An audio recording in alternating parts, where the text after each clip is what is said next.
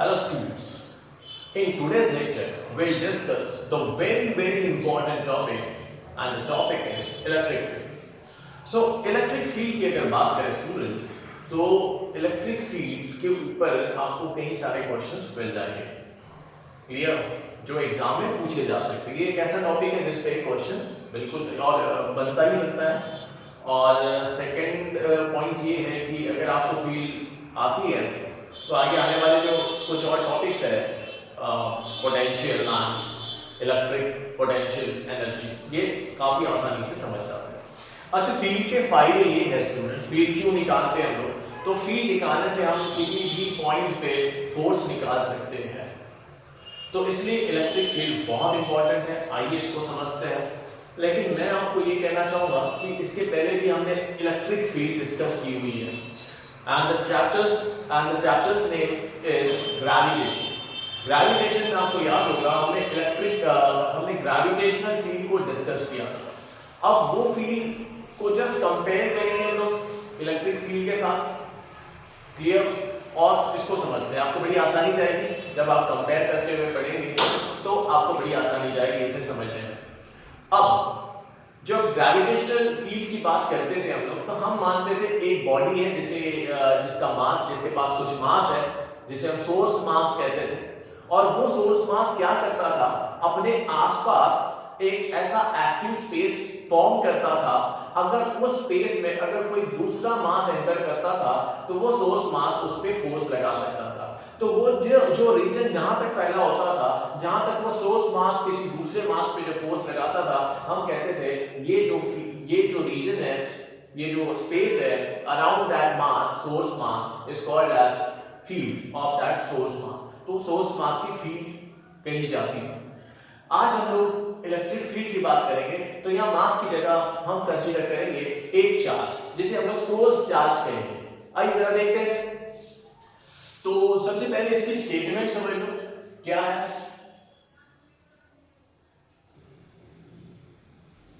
So students, यहां हमने लिखा है इसका स्टेटमेंट, इलेक्ट्रिक फील्ड क्या होती है। तो electric field is nothing but it is the active space around any charge up to which it exerts force on other charge। तो ये एक किसी चार्ज की अगर बात करें, so say for example we have a charge q।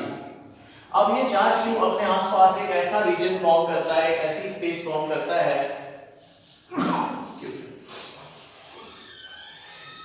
हाँ, तो ये कैपिटल Q जो है एक चार्ज लिया जिसको आप सोर्स चार्ज कह सकते हैं। सो इसे मैं लिख रहा हूं स्टूडेंट, सोर्स चार्ज। ये सोर्स चार्ज अपने आसपास के रीजन में, अपने आसपास की स्पेस में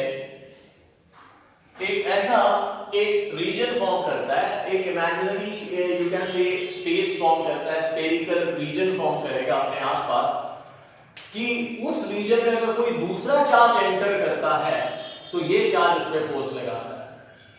अब इसकी फील्ड को समझने के लिए हमने क्या किया कि इसके आसपास के रीजन को हमने ऐसे ही मान लिया कि ये इस तरीके से होगा, बिकॉज स्पेस इसलिए बोला जा रहा है क्योंकि अगर मान लो एक चार्ज है तो इधर भी फोर्स लगा सकता है किसी और चार्ज पे, इधर भी फोर्स लगा सकता है, इधर भी लगा सकता है, इधर भी लगा सकता है, इधर भी लगा सकता है, इधर भी। Likewise upward and downward in all possible direction में फोर्स लगा सकता है। अगर और हमने पढ़ा हुआ है कि यहाँ हमने कूलम्स लॉ जो देखा था वो पॉइंट चार्ज को पॉइंट करता था, पॉइंट चार्ज को एक्सप्लेन करता था कि if there is a point charge तो वो फोर्स लगाता है किसी दूसरे चार्ज पे। तो ये अगर मान लो एक पॉइंट चार्ज है तो इससे इधर इधर इधर इन ऑल पॉसिबल डायरेक्शन ये क्या करेगा, अपना फोर्स लगा सकता है किसी दूसरे चार्ज पे अगर कोई चार्ज इसके रीजन में एंटर करता है तो। अब इसकी फील्ड को टेस्ट करने के लिए हमें एक चार्ज की जरूरत पड़ेगी। इसकी फील्ड को टेस्ट करने के लिए एक चार्ज की जरूरत पड़ेगी। अब ऐसा चार्ज जिस पे इसकी फील्ड टेस्ट की जा रही है, इसकी फील्ड को टेस्ट कर रहे हैं, किसके ऊपर कर रहे हैं, किसी और चार्ज के ऊपर, तो ऐसे चार्ज को हम लोग कहते हैं टेस्ट चार्ज। क्या कहते हैं, टेस्ट चार्ज। तो हम यहाँ जो टेस्ट चार्ज कंसीडर करेंगे उसका मैग्नीट्यूड वेरी वेरी स्मॉल होगा, it's very very small. Clear? मतलब ऐसा चार्ज जिसका मैग्नीट्यूड बहुत छोटा लेना है हमें, लगभग यूनिट वैल्यू का चार्ज लेना है, ऐसे चार्ज को हम लोग कहते हैं test charge, unit test charge कहते हैं।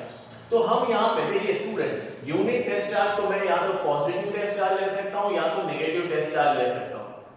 क्लियर? लेकिन सारी किताबों में जनरली जितने भी डेरिवेशंस किए गए, जितने भी एक्सप्रेशंस किए गए, वो पॉजिटिव टेस्ट चार्ज को लेके किए गए।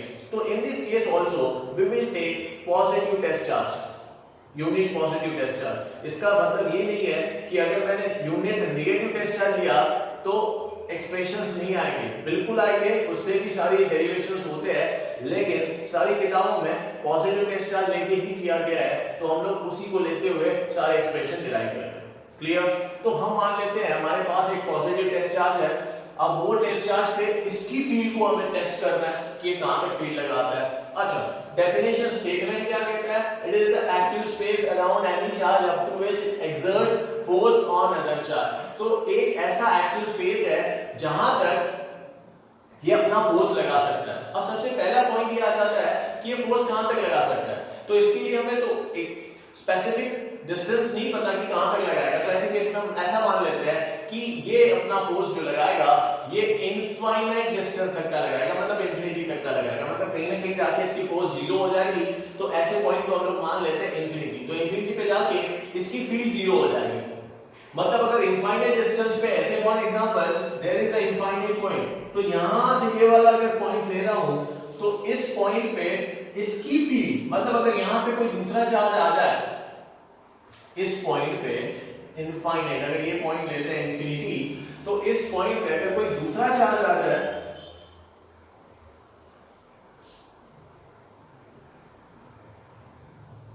मतलब आर की वैल्यू हमने इनफाइनाइट ली है, अगर इस पॉइंट पे अगर कोई चार्ज रखा जाए तो इस चार्ज पे इसकी फील्ड कोई काम नहीं कर सकती, ये इस पे फोर्स नहीं लगा सकता। तो इसका मतलब है इसकी फील्ड कहां तक फैली हुई है, तो हम ऐसे ही मानते हैं इंफिनिटी तक की फैली हुई है, इंफिनिटी पे जाके ये इस पे फील्ड नहीं लगा सकता। क्लियर? तो ये है मेरी फील्ड, राइट? अब जरा कुछ चीजें ये समझ लेते हैं। पॉजिटिव चार्ज की अगर मैं बात करता हूं तो पॉजिटिव चार्ज से जो फील्ड है वो रेडियली आउटवर्ड निकलती है।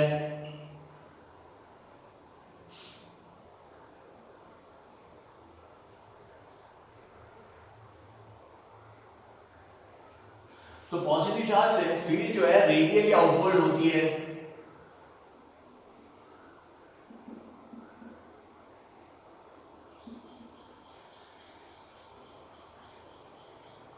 फील्ड रेडियली आउटवर्ड्स किसके लिए? For positive charge.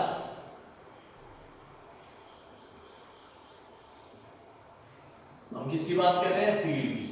Field is radially outward for positive charge. Clear?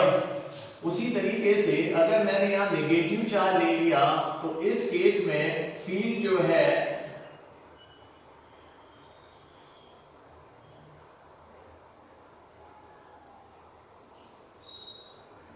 field is radially inward for negative charge।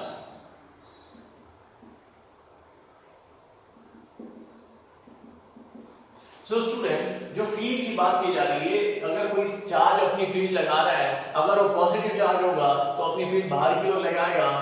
Clear? और अगर कोई चार्ज नेगेटिव है तो अपनी फील्ड जो है वो अंदर की ओर लगाएगा, बिकॉज फील्ड के पास डायरेक्शन होगी। क्लियर? फील्ड के पास क्या होगी? डायरेक्शन। तो फील्ड किस डायरेक्शन में लगेगा? जिस डायरेक्शन में फोर्स लगा रहा होगा। सो स्टूडेंट, ये जो डायरेक्शन बताई जा रही है ये हमने पॉजिटिव टेस्ट चार्ज रख के निकाली हुई है। अगर इसकी जगह नेगेटिव टेस्ट चार्ज रखा होता तो उस केस में ये जो डायरेक्शन है ये डिफर आती थी, इसलिए सारी किताबों में पॉजिटिव टेस्ट चार्ज को लेते हुए सारे पॉइंट्स को एक्सप्लेन किया गया है, सारे कंसेप्ट को एक्सप्लेन किया गया है, इसलिए हम भी पॉजिटिव टेस्ट चार्ज को ही डिस्कस करते हैं। ये यूनिट पॉजिटिव टेस्ट चार्ज कहेंगे हम लोग, टेस्ट चार्ज, इसे यूनिट पॉजिटिव टेस्ट चार्ज कह रहे हैं हम लोग। तो ये यूनिट पॉजिटिव टेस्ट चार्ज है जिसके ऊपर हमें इसकी फील्ड को टेस्ट करना है, इसकी फील्ड कहां तक फैली हुई है और क्या होगी।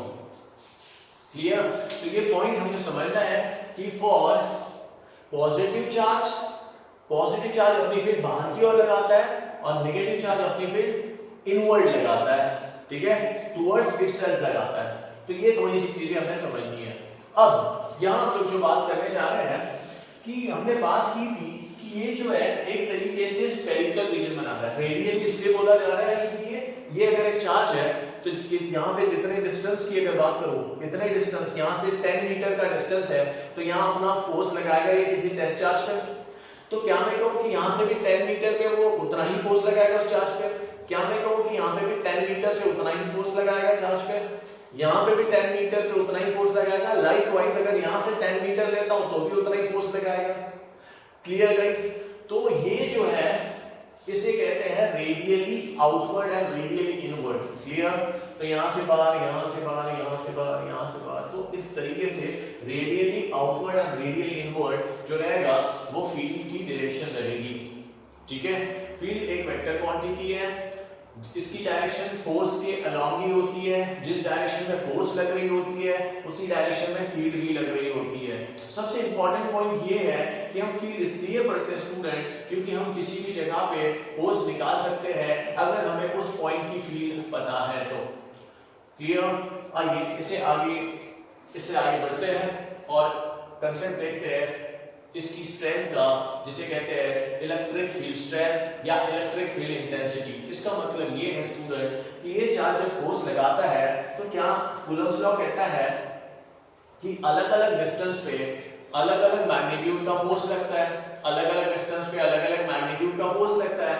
तो अगर बात करते हैं कि डिस्टेंस अगर अल्टर हो रहा है, चेंज हो रहा है, तो यहाँ पे लगने वाली फोर्स, अगर ये पॉइंट मैंने ले लिया तो इस पॉइंट पे लगने वाली फोर्स कुछ और होगी, इस पॉइंट पे लगने वाली फोर्स कुछ और होगी। अगर मैं इसको पॉइंट 1 का, इसे पॉइंट 2 कहा, इसे पॉइंट 3 कहा और इसे पॉइंट इंफिनिटी वाला पॉइंट कहा, तो यहाँ पे तो फोर्स जीरो हो जाएगी। ये चार्ज जीरो फोर्स लगाएगा किसी भी चार्ज पे। बट यहाँ की अगर मैं बात करूँ तो यहाँ कुछ फोर्स लगेगा, यहाँ की अगर बात करें तो यहाँ कुछ और फोर्स लगेगा जो कि इससे स्ट्रॉन्ग होगा। क्यों स्ट्रॉन्ग होगा? स्ट्रॉन्ग इसलिए होगा स्टूडेंट क्योंकि कूलम्ब्स लॉ कहता है कि जो फोर्स लगती है दो चार्जेस के बीच में, वो force inversely proportional to the square of the distance between the two होता है। और उसी के हिसाब से डिस्टेंस अगर बढ़ जाती है तो फोर्स कम हो जाती है, डिस्टेंस अगर कम होती है तो फोर्स बढ़ जाती है, डिस्टेंस अगर कम हो जाएगी तो फोर्स बढ़ जाएगी। यहाँ की डिस्टेंस बढ़ी तो यहाँ की फोर्स कम, यहाँ की डिस्टेंस कम तो इससे ज्यादा यहाँ की फोर्स होगी। ये डिस्टेंस और छोटी हो गई तो यहाँ की फोर्स इन दोनों से ज्यादा होगी। तो स्टूडेंट हम ये कह सकते हैं कि अगर यहाँ ज्यादा फोर्स लग रही है तो यहाँ की फील्ड ज्यादा स्ट्रॉन्ग होगी इसके मुकाबले। क्लियर? यहाँ की फोर्स से ज्यादा है तो यहाँ की फील्ड इससे ज्यादा स्ट्रॉन्ग होगी। क्लियर? तो इसका मतलब ये है कि डिस्टेंस के रिस्पेक्ट में फील्ड आल्टर करती है। ठीक है? फील्ड जैसे जैसे डिस्टेंस बढ़ेगा फील्ड वीक होती चली जाएगी। जब इंफिनिटी पे पहुंचेगा, इंफिनिटी पे अगर आपने पॉइंट लिया तो इंफिनिटी पे जाके फील्ड जो हो जाएगी इस चार्ज की वो हो जाएगी जीरो। हम ये कह सकते हैं कि इस पॉइंट पे कोई भी फोर्स ये चार्ज किसी और चार्ज पे नहीं लगा सकता। क्लियर? आई होप ये आपको समझा होगा। आप इसको कॉपी कर लीजिए, फिर हम लोग इलेक्ट्रिक फील्ड स्ट्रेंथ का कांसेप्ट देखते हैं इसी के साथ।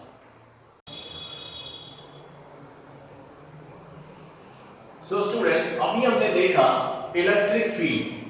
अब इलेक्ट्रिक फील्ड हमने कहा कि किसी चार्ज, कोई भी चार्ज अपने आसपास एक इमेजिनरी स्पेस फॉर्म करता है अराउंड इट, जब जहां तक वो अपना फोर्स लगा सके किसी और चार्ज पे। तो हमने देखा कि ये चार्ज जो है किसी दूसरी चार्ज पे अगर फोर्स लगाता है तो वो डिस्टेंस के रिस्पेक्ट में चेंज होता चला जाता है। जैसा जैसा डिस्टेंस बढ़ता चला जाएगा, ये चार्ज जैसे फॉर एग्जांपल ये चार्ज है, इससे डिस्टेंस आप बड़ा करते जाइए तो इसका ये दूसरे पे जो फोर्स लगाएगा वो वीक होता चला जाएगा। मतलब इसकी फील्ड जो है इससे जब हम लोग दूर जा रहे हैं तो वीक होती चली जा रही है, राइट। तो हम यहाँ पे एक ऐसी टर्म को कोट करते हैं जिसे कहते हैं फील्ड स्ट्रेंथ कह सकते हैं आप इसे, या इलेक्ट्रिक फील्ड इंटेंसिटी कह सकते हैं। तो इलेक्ट्रिक फील्ड इंटेंसिटी होती क्या है? तो भाई इस किसी भी चार्ज की फील्ड इंटेंसिटी मतलब अलग अलग जगह पे उसका अलग अलग स्ट्रेंथ, अलग अलग जगह पे उसकी अलग अलग स्ट्रेंथ, अलग अलग पॉइंट्स पे अलग अलग पोजीशन पे उसकी अलग अलग स्ट्रेंथ की जब भी बात करते हैं तो हम एक टर्म को कोट करते हैं and this term is called as electric field intensity. तो आइए जरा इसको भी समझ लेते हैं, इलेक्ट्रिक फील्ड इंटेंसिटी क्या होती है। तो मान लीजिए ये चार्ज है हमारे पास और ये चार्ज अपना फोर्स लगा रहा है। मान लो इसकी फील्ड हमने बताया कि इंफिनिटी तक जाने के बाद जीरो हो जाती है, यहाँ पे इसकी फील्ड जीरो हो जाएगी। मैं यहाँ ऐसे लिख देता हूँ electric field strength, electric field intensity, ये इस तरीके से हमने बताया। Electric field strength, electric field intensity एक वेक्टर क्वांटिटी है स्टूडेंट्स। इसको यहाँ पे हम एक सिंबल से डिनोट करेंगे एंड द सिंबल इज ई। कुछ किताबों में आ ही गया है लेकिन हम ई से डिनोट करेंगे। तो E is the electric field strength और you can say electric field intensity. तो इलेक्ट्रिक फील्ड इंटेंसिटी ये वो पॉइंट है जिसे इंफिनिटी कहेंगे, इंफिनिटी पे इसकी फील्ड जीरो हो जाएगी, ये किसी और चार्ज पे अपनी ताकत या अपनी स्ट्रेंथ लगा नहीं सकता। अब अगर मान लिया जाए अलग अलग पोजीशन की अगर मैं बात करूं, से for an example this is the point P। इस पॉइंट पे अगर एक टेस्ट चार्ज रखा, एक छोटे से मैग्नीट्यूड का चार्ज रखा और उसको इसके फील्ड में अगर रखा जाए तो ये वाला चार्ज इस पे एक फोर्स लगाएगा। ये फोर्स को हम लोग कहेंगे इलेक्ट्रोस्टैटिक फोर्स।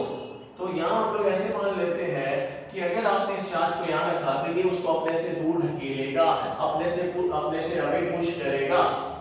क्लियर? तो हम मान लेते हैं यहाँ पे कुछ फोर्स लगेगी इस पे, ये चार्ज बिल्कुल इस पे फोर्स लगाएगा। तो यहाँ का फोर्स जो होगा वो हम मान लेते हैं this is the force at P। ये चार्ज ने इस पे अपनी फोर्स लगाया Fp। क्लियर? अब अगर बात करें यहाँ पे, अगर बात की जाए पॉइंट अगर ले लिया ये, तो इसमें समझ में आ रहा है कि अब जो फोर्स लगने वाली है, जो ये इस चार्ज पे आपने इस पॉइंट P डैश पे अगर इस चार्ज को प्लेस किया, सेम टेस्ट चार्ज को यहाँ प्लेस किया, तो अब जो इस पे ये फोर्स लगाएगा इस पॉइंट पे, ये फोर्स का मैग्नीट्यूड बढ़ जाएगा। हम मान लेते हैं इस फोर्स का मैग्नीट्यूड कुछ ऐसे देखने को मिलेगा। जस्ट पे अटेंशन, मैंने यहाँ रेड कलर यूज किया है, वो इसलिए यूज किया है और आप देख सकते हो वेक्टर फॉर्म में हमने फोर्स को यहाँ बताया हुआ है। तो यहाँ का वेक्टर, फोर्स का वेक्टर देखो छोटा है, यहाँ का फोर्स का वेक्टर हमने बड़ा बनाया हुआ है। वो इसलिए बनाया हुआ है स्टूडेंट क्योंकि यहाँ की फील्ड स्ट्रांग है। यहाँ पे अगर डिस्टेंस कम होने के कारण अगर यहाँ टेस्ट चार्ज आता है तो इसकी फील्ड स्ट्रांग होने के कारण ये ज्यादा मैग्नीट्यूड का फोर्स लगाता है इस चार्ज पे। क्लियर? तो on the basis of which हम ये कह सकते हैं electric field intensity is defined as force experienced per unit test charge. Force experienced per unit test charge is called as electric field strength or electric field intensity. तो इसको short में हम लोग लिखेंगे electric field strength or intensity is nothing but it is the force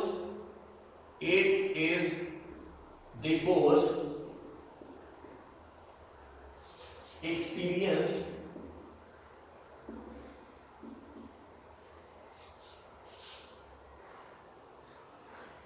per unit test charge।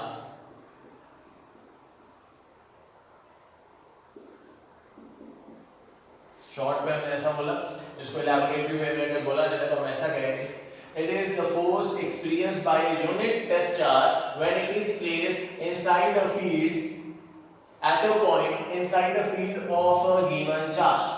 एक बार फिर से repeat कर रहा हूँ, अगर इलैबोरेटिव वे में अगर इसकी स्टेटमेंट लिखनी है तो हम ऐसे समझ सकते हैं इसको, it is the force experienced by a unit test charge when it is placed at a point inside the field of this charge is called as electric field strength or electric field intensity at that point. तो आइए वो भी लिख देते हैं.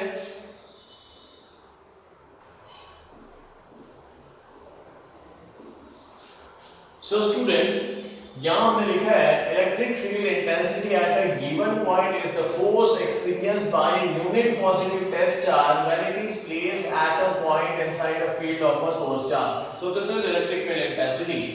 It is as per the statement, as per the statement, as per the statement. मान लीजिए ये पॉइंट से ये पॉइंट के बीच का जो डिस्टेंस है उसे हमने r मान लिया, तो as per the statement electric field intensity is defined as force per unit test charge, force per unit test charge. तो ये है भाई इलेक्ट्रिक फील्ड स्ट्रेंथ. अब ये एक वेक्टर क्वांटिटी है, ठीक है. अच्छा इसका यूनिट सुन लीजिए, फोर्स क्या में मेजर करते हैं स्टूडेंट, न्यूटन में. तो चार्ज क्या में मेजर करते हैं स्टूडेंट, कूलम में. तो न्यूटन पर coulomb is the unit of electric field. It is a vector quantity, it is a vector quantity.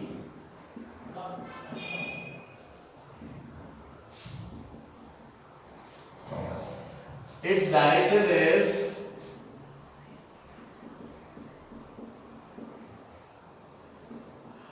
along the direction of force, along the direction of force.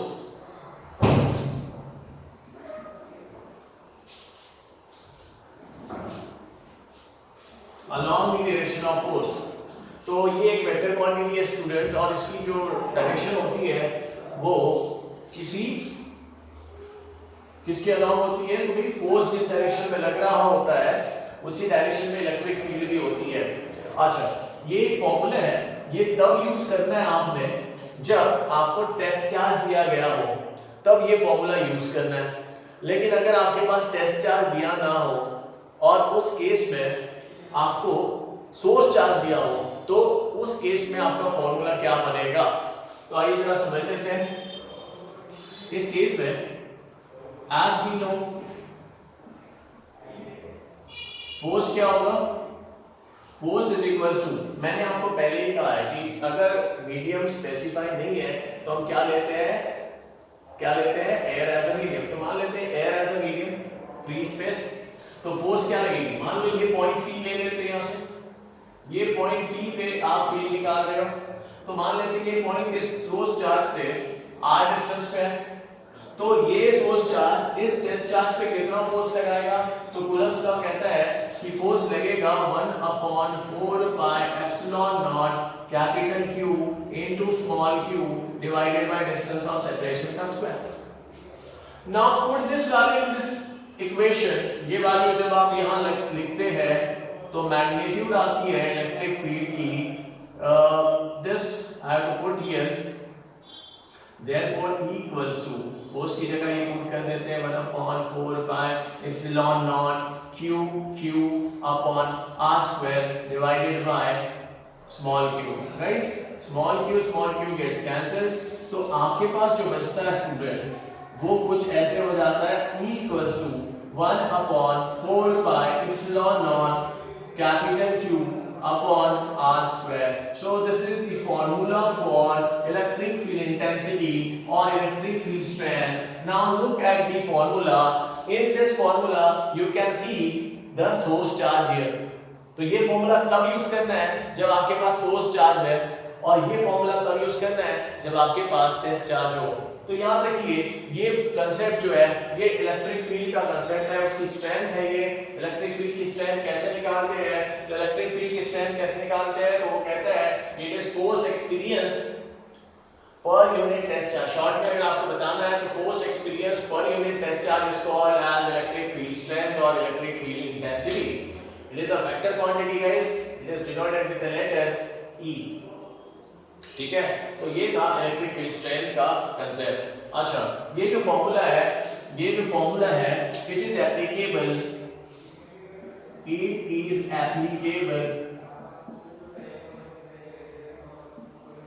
only in case of point charge.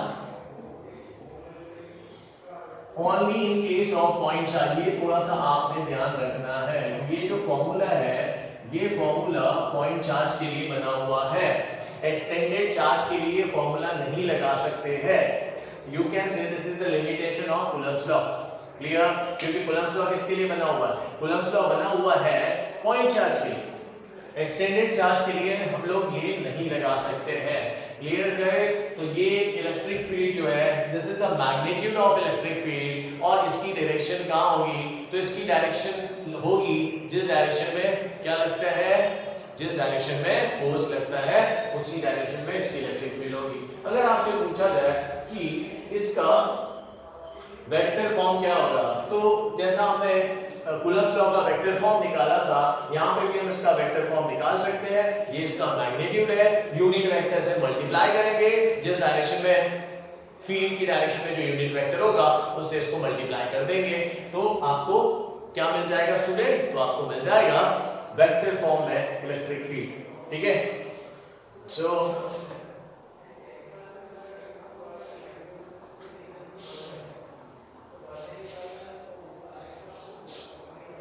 यहां लिख देता हूं इन vector form. Vector form में student अगर electric field को vector में express करना है तो हम लिखेंगे 1/4 pi epsilon naught capital Q upon r square into unit vector along E. ठीक है, E के अलॉन्ग का यूनिट वेक्टर लगाएंगे हम. अब यूनिट वेक्टर अलॉन्ग E की अगर मैं बात करूं तो कौन सा होगा? देखिए ये इस पॉइंट से यहाँ का ये यूनिट वेक्टर अगर ले लिया तो r का यूनिट वेक्टर क्या होगा? r का यूनिट वेक्टर होगा r कैप्स. होगा या नहीं? r का यूनिट वेक्टर r कैप्स होगा. तो हम लोग यहाँ पे लिखेंगे unit vector along E is, यहाँ लिख देता हूँ here unit vector along E is small r caps. ठीक है, तो यहां लिख देते फिर therefore E equals to 1/4 pi epsilon naught Q upon r square into r caps. r cap क्या हो जाएगा? तो r का वेक्टर अपॉन r का मैग्नीट्यूड. तो आप लिख सकते हो स्टूडेंट इस तरीके से. So this is electric field strength in vector form. तो ये है मेरी electric field intensity in vector form. Very very important topic. Clear? अब इससे आगे हम लोग जो बात करेंगे इससे रिलेटेड ढेर सारी न्यूमेरिकल्स की बात करेंगे. आई होप ये छोटा सा टॉपिक जो है वो आपको समझा होगा और इसे आप लिख के भी देखिए कॉपी में. क्लियर? Thank you students.